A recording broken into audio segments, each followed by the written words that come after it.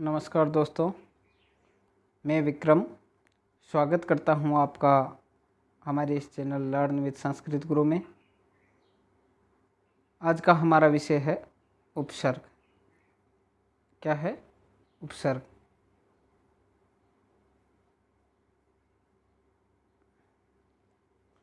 उपसर्ग दोस्तों दो शब्दों से मिलकर के बना है। कौन कौन से? दो शब्दों से मिलकर के बना है, उप और सर्ग। ठीक है दोस्तों, कौन कौन से शब्द है? एक तो उप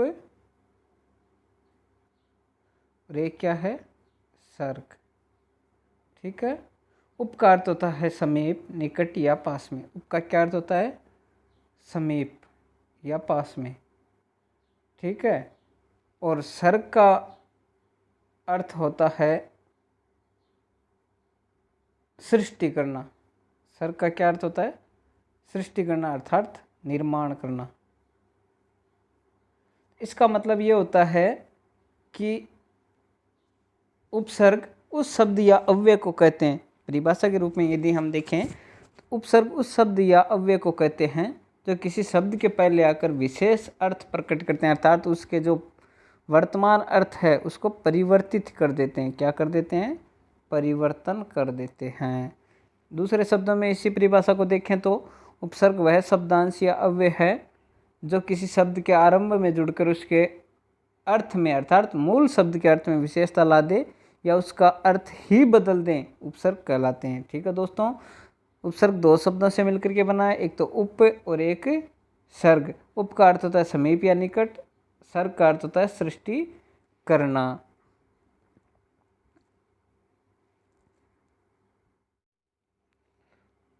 दोस्तों, उपसर्ग का कोई स्वतंत्र अस्तित्व नहीं होता है। स्वतंत्र अस्तित्व का मतलब जो ये उपसर्ग वाले शब्द होते हैं, जैसे प्र है, वी है, ये है ना, सम है, इन शब्दों का स्वयं का कोई अर्थ नहीं होता है, यानी अकेले का कोई अर्थ नहीं होता है, लेकिन किसी दूसरे अन्य शब्द के साथ में लगते ही क्या हो जाता है? इसका परिवर्तित अर्थ हो जाता है। जैसे अपने पास में एक हार शब्द है। क्या है? हार। इस हार का क्या अर्थ होता है? या तो हारना। ठीक है। हार के आगे प्र लगते ही क्या हो गया? इसका अर्थ हो गया मारना। क्या हो गया? मारना। तो हार से सीधा का सीधा ही क्या हो गया? मारना अर्थ निकल गया। इसका मतलब इसका अर्थ में परिवर्तन आ गया। ऐसे ही अपने पास में एक शब्द है पढ़। क्या है? पढ़।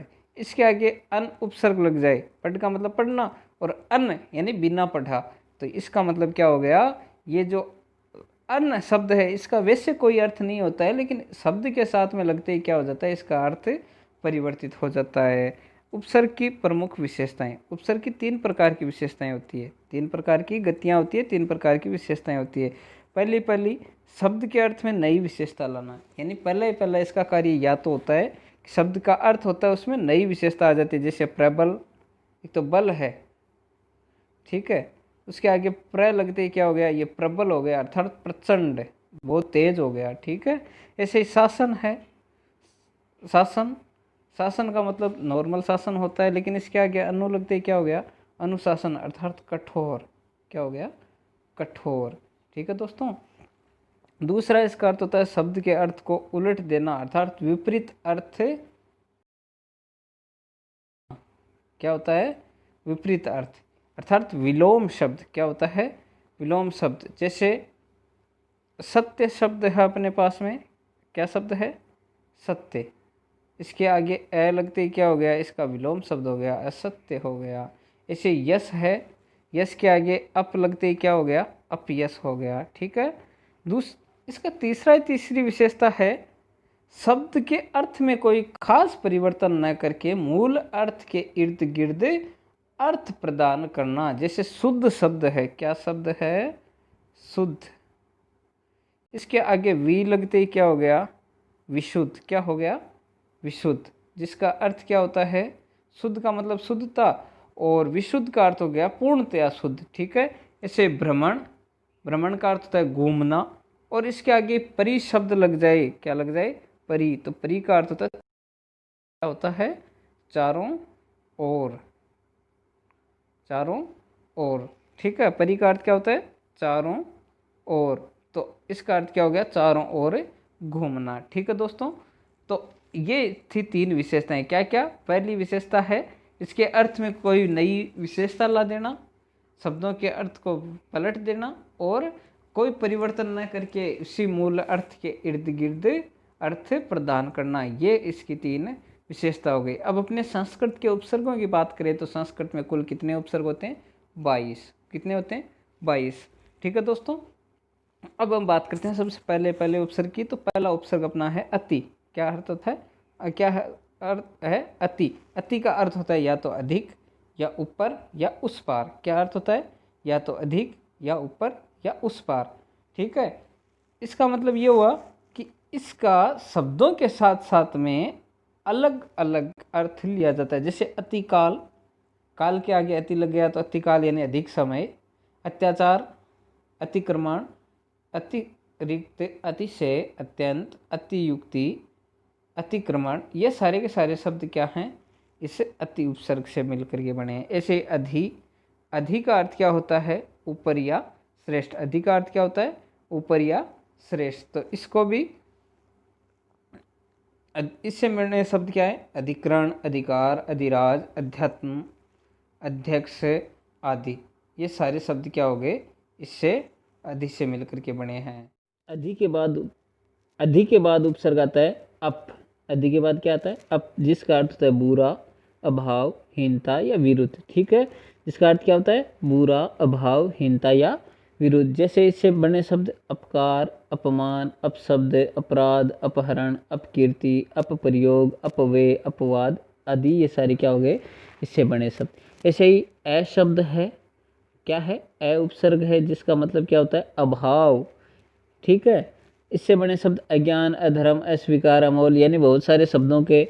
और इसमें क्या होता है? ये अ उपसर्ग लगा करके शब्दों के क्या बनाता है? विलोम बनाता है। क्या बनाता है? विलोम शब्द, विपरीतार्थक शब्द बनाता है। ऐसे ही अनु है। अनु का अर्थ होता है पीछे, समानता, कर्म और पश्चात। ये इस अर्थ में प्रयोग में लिया जाता है, जैसे अनुशासन, अनुज, अनुपात, अनुवाद, अनुचर आदि। ठीक है, आ उपसर्ग। आ का मतलब होता है और, सीमा, समेत, कमी और विपरीत। ठीक है, जैसे आकाश, आदान, आजीवन, आगमन, आरंभ, आचरण, अमुक आदि। ठीक है दोस्तों, वीडियो यदि पसंद आ रही है तो लाइक करें, ज़्यादा से ज़्यादा शेयर करें, और यदि आपने अभी तक चैनल सब्सक्राइब नहीं किया तो सब्सक्राइब ज़रूर कर लें।